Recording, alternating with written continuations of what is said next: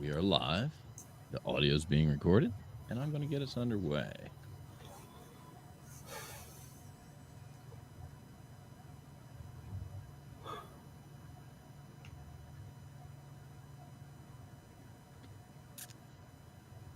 This week on the Media Virus News, scientists think they've found a portal to the fifth dimension. The science thing, not the 60s vocal group. Things are getting so bad that scientists have developed a questionnaire to suss out whether or not your cat is a psychopath. And some scientists have figured out how to put backpacks on roaches.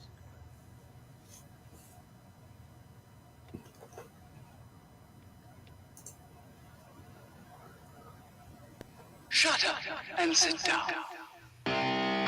It's the Media Virus Podcast.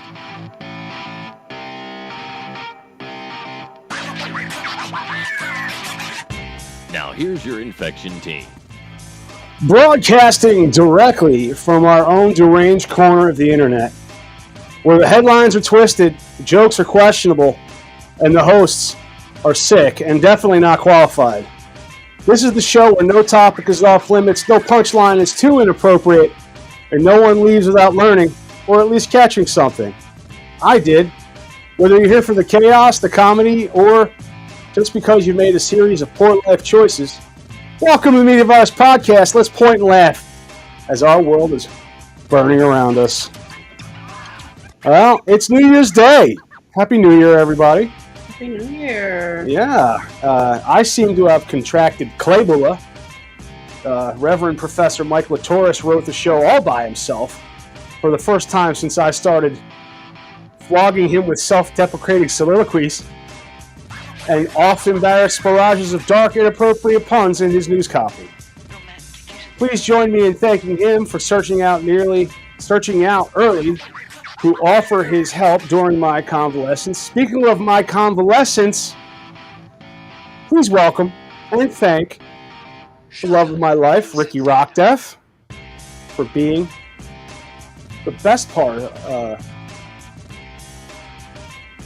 The best of your wives. the best of my wives, and caring for me. I'm not sure. So I'm not reading so well either. But I've got the Claymont 24 virus. In our brief pre-show discussion, Mike told me this week he spent a lot of time reflecting on the past year and considering the next year. So it was a total shock when it seemed like our stories this week, when considered as a whole, present a solid case for beginning of an apocalypse. So while I find a lozenge, Mike, what makes you think that there may be four horsemen on the horizon? Well, scientists think they found a portal to the fifth dimension. The science thing, not the 60s vocal group.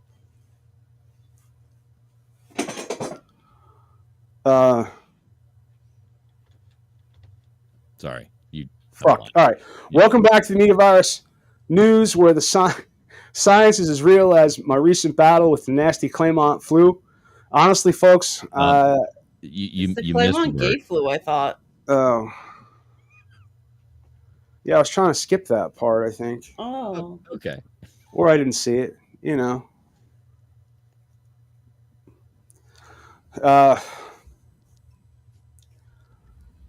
I've known for the round of the virus, I might have asked for a side of dark matter when that troglodyte clay monster sneezed in my direction at the Wawa.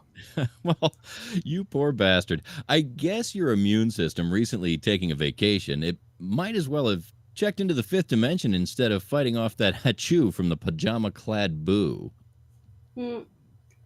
Speaking of fifth dimensions, how's your recovery? I heard Stanley say that getting that close to dark matter might be just the thing to boost that immune system of yours. After all, he says it's basically what holds the universe together. Just don't ask for it in liquid form. That might have too many side effects, I feel. Oh, sure. Let's just throw in a little bit of dark energy for kicks. Why not build me a whole new body while we're at it? Just imagine Matty 2.0 powered by whiskey, weed, and particles we can't even see. Now that's a vision, Matty. They say it's better if you don't see it, and Ricky can opt out of embracing it. And speaking of unseen forces, researchers have recently hypothesized about a new Fermion particle. It's like a VIP guest in the club of the universe. Here, but we never quite visible. A particle that could link our 3 dimensions to potential 5th dimension? Wow. I mean, if I had $1 for every time I tried to escape awareness of this podcast, I'd be richer than who knows.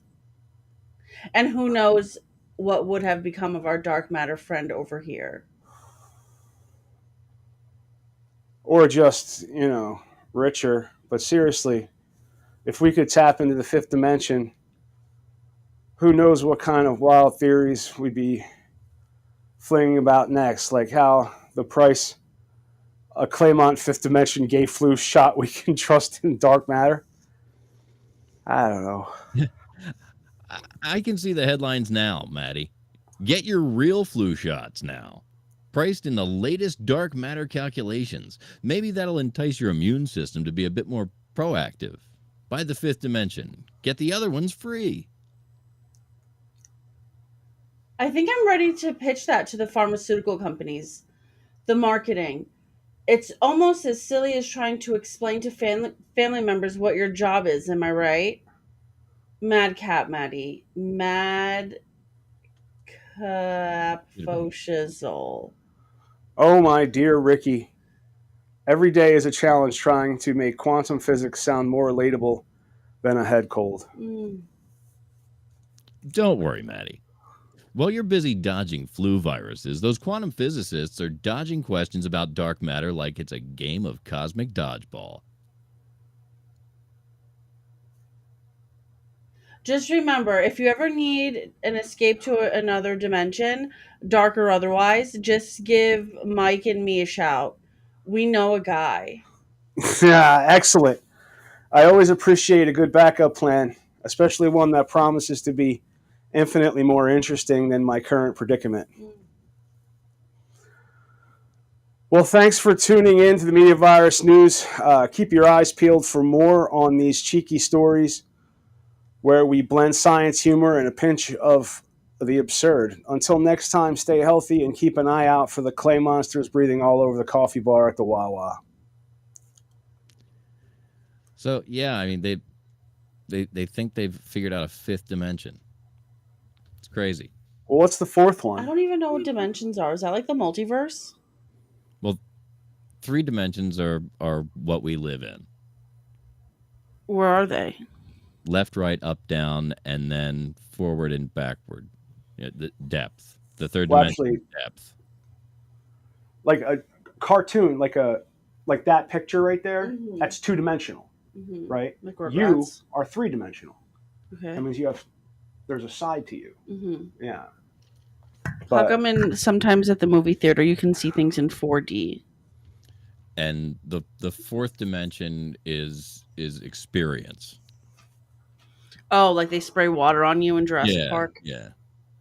I'm not sure what the 5th dimension would be. That's it's a little above my pay grade, I think. Oh, for sure.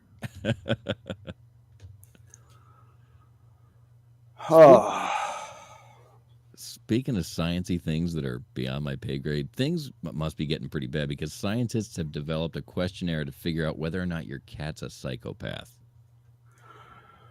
Well, next on Media Virus News, where absurdity meets reality, and we give you the latest, preferably scandalous news from around the globe. I'm still your host, Matty Rockdef, despite my disgusting ailments.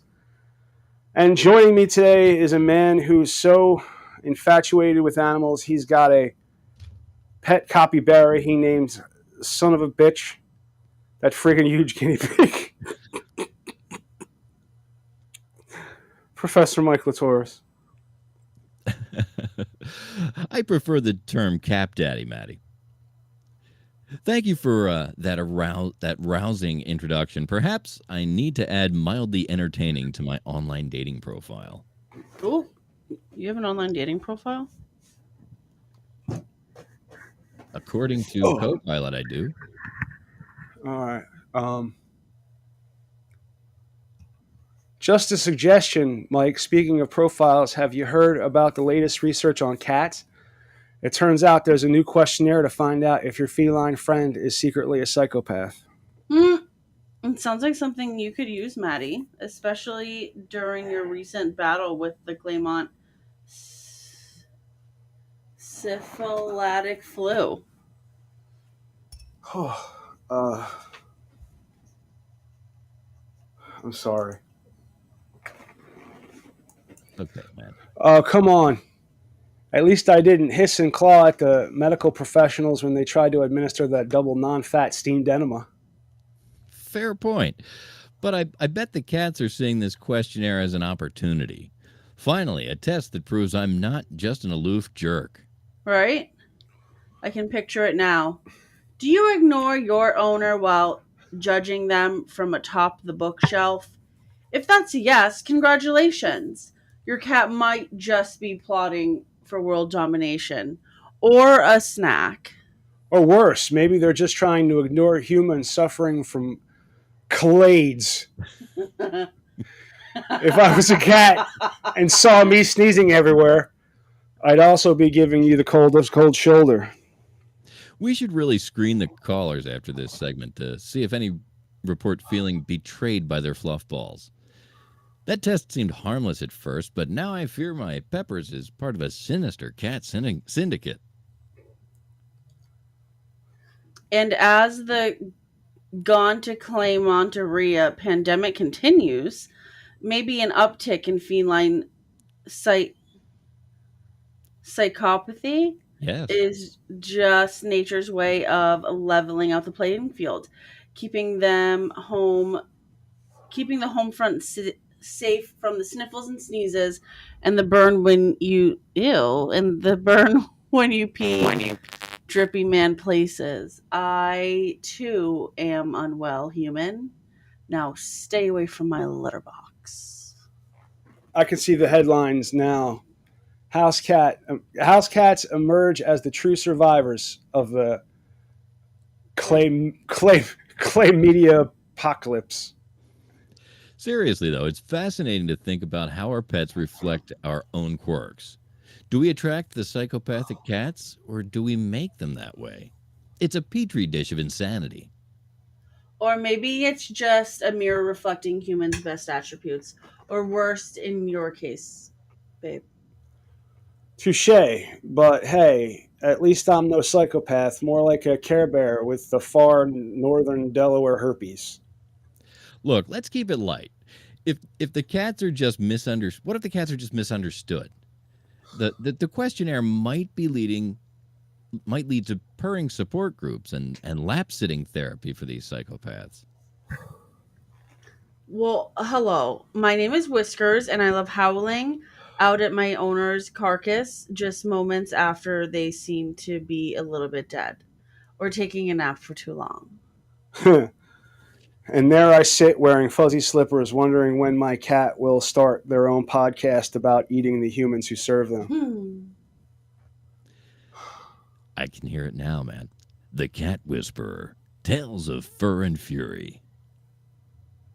Featuring interviews with diabolical fluffballs who've turned once happy homes into war zones of peeled furniture, shattered glassware, and uncomfortable staring contests. Oh, sounds like a hit. Listeners, make sure you keep an eye on your pets. After all, one moment you're sharing cuddles, and the next, they're calling up pals for a dinner party on you. Ugh. And with that, we might need to ask our audience, if your cat is a psychopath, does that mean you're their next target? Stay tuned as we dive deep into this furry conundrum. You know, a cat will start to eat you as soon as you die. Oh.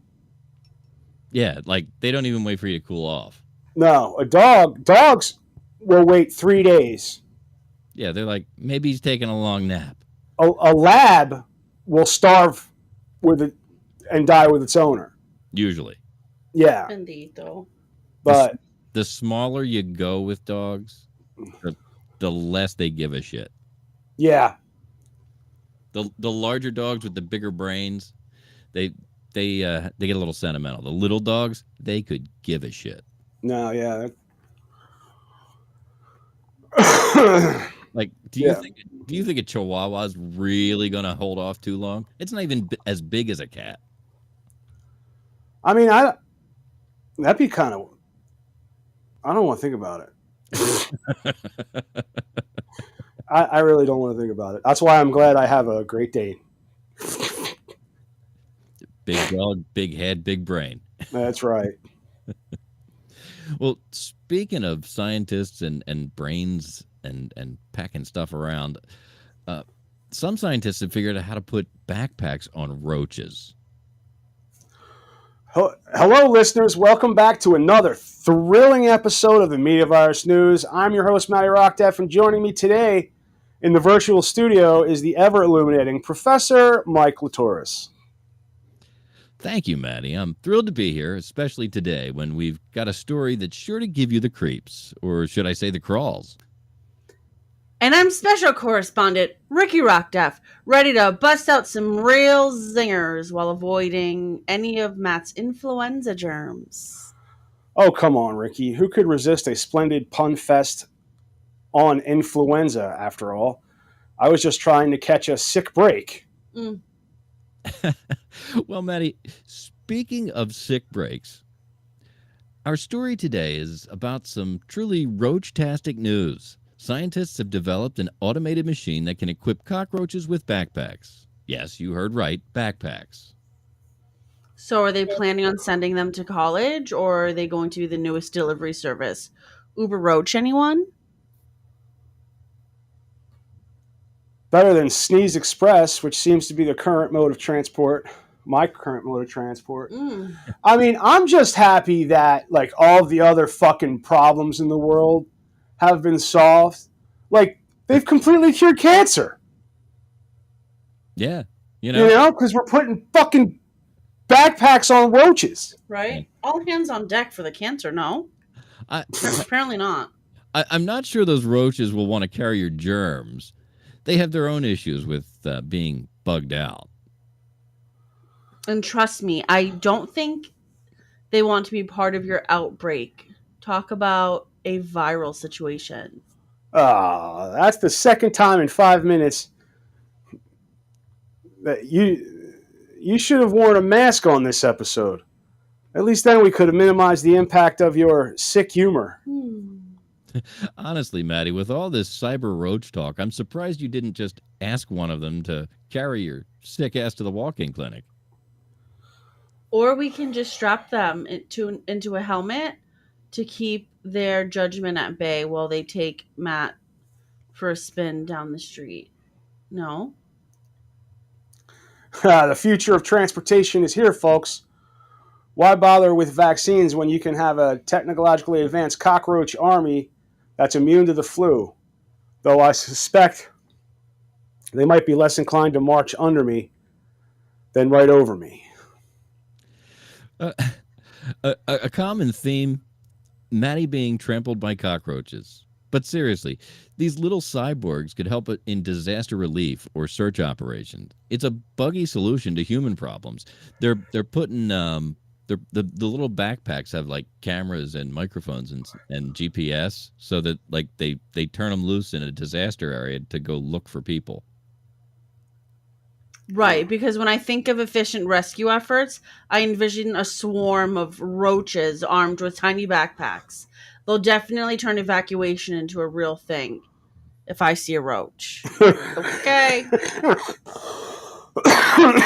Who knew their backpacks would be the perfect disguise for my cough drops? A scavenger hunt of survival. So remember, folks, next time you see a cockroach, just think you might be looking at the future of an army ready to combat our human woes, or maybe just a bad joke waiting to punch up your day. And while we're hoping Matty doesn't turn into a roach or whatever the drinking water in Claymont does to you before the next episode, let's take this dark humor as inspiration to keep ourselves well and healthy. Well, stay away from my snacks, cyborg roaches. Join us next week, folks, as we dive deeper into news that'll give you a double take and perhaps a touch of the sniffles. Hopefully not Maddie's kind. Until next time, keep your backs packed and your spirits high. I mean, they're not like regular little cockroaches. They're using those really big ones, the Madagascar hissing cockroaches. Ugh. They have those big fat cockroaches in Portugal. They like fly into your room at night. Yeah. They're gross. But like Did Carter die? What? Did Carter die? Yeah, Carter passed away, I think it was the day before yesterday. Yeah, he was 100. Jesus Christ. Not finding out the news. Welcome back to Media Virus News, where we make sure you're always entertained and never uninfected. I'm your host, Matty Rockdef. Joining me today, our favorite dark humorist, Professor Mike Litoris, and special correspondent Ricky Rockdef. How are you two handling this fine day? I'm better than you were last week, Matty. I heard the only thing contagious about you lately has been your cough. That's right, Mike. Matt, when you said you were going viral, we didn't think you would be talking about the flu. Oh, you two! You know I appreciate your unwavering support. Let's dive into today's somber news. Former U.S. President and Nobel Peace Prize recipient Jimmy Carter has passed away at the age of 100. Oh, my. Mike, any thoughts on this? That's a long time, Matty. Carter certainly had a long and storied life. He lived a century, which is longer than most of your flu symptoms have lasted. Yeah. Yeah, Matt, he certainly outlasted your box of tissues. But in all seriousness, Carter was a remarkable figure in American history. His efforts in humanitarian work and global peace were unparalleled. Indeed, Carter's legacy will be remembered for generations to come. But Mike, do you think he would have handled my flu any better? Oh, absolutely. Jimmy Carter brokered peace deals. He probably would have brokered a deal with your immune. I don't know what that has to fucking do with having the flu. He probably would have brokered a deal. Do you think? Hey, did he ever broker a peace deal while he had the flu? Whilst during flu season, at least. I knew I'd finally get to you. I'm lost. I forgot where we were. Well, I was just suggesting that he probably would have brokered a deal with your immune system to stop your whining. Speaking of peace, now that you're back, the studio is finally at peace without your sneezing fits. Well, thanks for your vote of confidence, Ricky, as we pay tribute to Jimmy Carter. Let's also remember the importance of resilience and dedication, whether it's in the White House or battling a bad case of the flu. Okay. Well said, Matty. And folks, remember to keep your immune system strong. You don't want to end up like Matty here. That's right. Stay healthy and keep laughing. We'll catch you on the next episode of the Media Virus News. Yes, we will. And so, I would like to thank everybody for sitting through this. Thank you for sitting through it. Like if you've made it this far and you've put up with this, then love to see it. Yeah, I don't know why you would do that, but I'll clean the audio up in post and make it work a little bit better. But I am stricken with the flu. I am almost in a completely laid down position at the moment. Gone to Claymonteria, if you will. That's true. Thanks to your Christmas gift. You're laying down. That's right. My wife bought me a very nice computer chair. Oh, fantastic! It reclines almost all the way. So, how about it? Did you guys talk about Christmas last week? Well, we just did the Christmas thing. How was your Christmas, Mike? It was good. We saw some family and hung out with the little ones. It was cool. Cute. Yeah, I got the flu on Christmas. Christmas Eve specifically. That's a shame. I when the granddaughter's got a fever and she wants to be snuggled. Right. I know. It's not you can do. You gotta take one for the team sometimes. Yeah. I don't think I'll be doing it again though. No. I mean, when you can see it coming, sometimes it's best to swerve a little. Yeah. All right. Well, I think that's good for A Block. All right. Well, ladies and gentlemen, A Block has been brought to you by 302-46 Voice. If you want to have my voice on your project, dial 302-46 Voice. The I just totally lost my place, so that's where we're going to stop this week. See ya. We will see ya in the B Block, I guess. Oh, come on, buttons. Work for me. With me. Do something. Hang on. I've got buttons that are failing to button. I got buttons to button.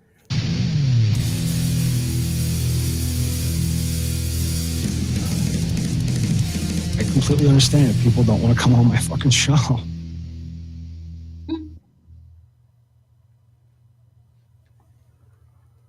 I'll see you in the next one. If you want to call it, you don't want to do a B Block. I'm good. You think it'll be all right? I think it'll be all right, man. I hate to do it, dude. No, I know you do, but I don't want to beat you up either. And we're not doing anything worthwhile. No, You did an amazing job prepping for it. It's dude, worthwhile. Oh my god, we're super just not into. Oh my god, life. dude, fucking Mike, you did a great job.